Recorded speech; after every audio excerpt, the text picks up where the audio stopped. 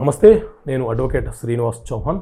Advocate commission అంటే ఏంటి? So మిత్రులారా, మన దేశంలో సివిల్ ప్రొసీజర్ కోడ్ సిపిసి అనే చట్టం ఉంది. ఈ సిపిసిలో మనకు 158 సెక్షన్స్ ఉంటాయి, 51 ఆర్డర్స్ ఉంటాయి. సెక్షన్ 75 ప్రకారంగా న్యాయస్థానము కొన్ని సందర్భాలలో, కొన్ని విషయాలలో, కొన్ని అంశాలను పరిష్కరించడం కోసం, సత్వర పరిష్కారం కోసం అడ్వకేట్ కమిషన్లను అభ్యర్థన మేరకు అపాయింట్ చేస్తుంది. ఏ సందర్భంలో అంటే, దూరంగా ఉన్న ఒక వ్యక్తిని విచారణ చేయాలనుకున్నప్పుడు, అతను రాలేని పరిస్థితులలో, అనారోగ్యంగా ఉన్నప్పుడు అతన్ని విచారణ చేయడం కోసం అడ్వకేట్ కమిషన్ అపాయింట్ చేయొచ్చు. అన్నదమ్ముల మధ్య భాగ పంపిణీకి సంబంధించిన తీర్పుని వెలువరించిన సందర్భంలో తీర్పును అమలుపరచడం కోసం అడ్వకేట్ కమిషన్ని అపాయింట్ చేయొచ్చు. ఏదైనా ఒక స్థలాన్ని పరిశీలన చేయడం కోసం అడ్వకేట్ కమిషన్ని అపాయింట్ చేయవచ్చు. ఫోరెన్సిక్ నిపుణులను ఎగ్జామినేషన్ చేయడానికి అడ్వకేట్ కమిషన్ను అపాయింట్ చేయవచ్చు. సో ఎవరైతే మాకు న్యాయం కావాలి, మాకు అడ్వకేట్ కమిషన్ కావాలని పిటిషన్ వేసుకుంటారో, న్యాయస్థానము తగు జాగ్రత్తలు అవసరమా లేదా అని భావించి అడ్వకేట్ కమిషన్కి సంబంధించిన అంశం మీద నిర్ణయం తీసుకునే అవకాశం ఉంటుంది. మిత్రులారా, మన నిత్య జీవితంలో ప్రతి చర్య కూడా చట్టాలకి అవినాభావ సంబంధం కలిగి ఉంటుంది. కాబట్టి చట్టాల మీద అవగాహన పెంపొందించుకోవడం ఎంతో అవసరం.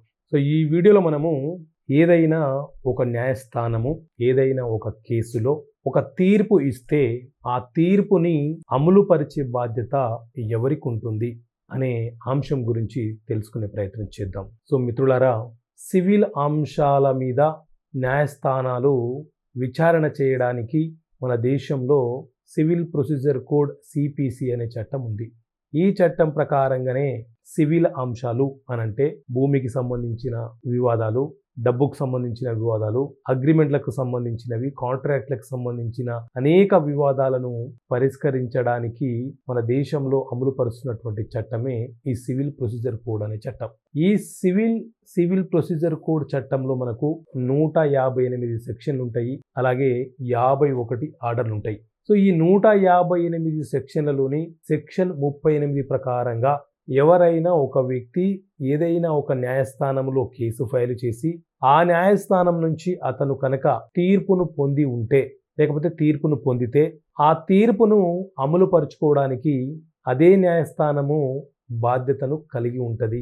ఆ న్యాయస్థానమే ఆ తీర్పును అమలుపరచడానికి కావలసినటువంటి బాధ్యతలను తీసుకొని అడ్వకేట్ కమిషన్ని అపాయింట్ చేయడము, లేకపోతే సంబంధిత అధికారులకు డైరెక్షన్ చేయడము లాంటివి చేస్తూ ఉంటుంది. ఒకవేళ కింది కోర్టు తీర్పు ఇచ్చిన తర్వాత ఆ తీర్పు మీద మనము పై కోర్టులో అప్పీల్కి వెళ్ళిన తర్వాత అప్పీలేట్ కోర్టులో కూడా మనకు అనుకూలంగా తీర్పు వస్తే, మరి ఆ తీర్పును ఎవరు అమలుపరచాలి అని అంటే, మొదట ఏ న్యాయస్థానం అయితే వివాదానికి సంబంధించిన విచారణ చేపట్టి తీర్పు ఇచ్చిందో అదే న్యాయస్థానము తీర్పును అమలుపరిచే బాధ్యతను కలిగి ఉంటుంది. సో ఆ తీర్పును అమలుపరచుకోవడం కోసం మనము ఈపీ పిటిషన్, ఎక్స్క్యూషన్ పిటిషన్ అనేది మనం న్యాయస్థానంలో ఫైల్ చేస్తూ ఉంటాము. అలా న్యాయస్థానం ద్వారా ఏ న్యాయస్థానం అయితే తుది తీర్పునిస్తుందో, ఏ న్యాయస్థానంలో అయితే మనం కేసును ఫైల్ చేసి తుది తీర్పును పొందుతామో అదే న్యాయస్థానము మన తీర్పును అమలుపరుచుకునే అవకాశాన్ని మనకిస్తుంది.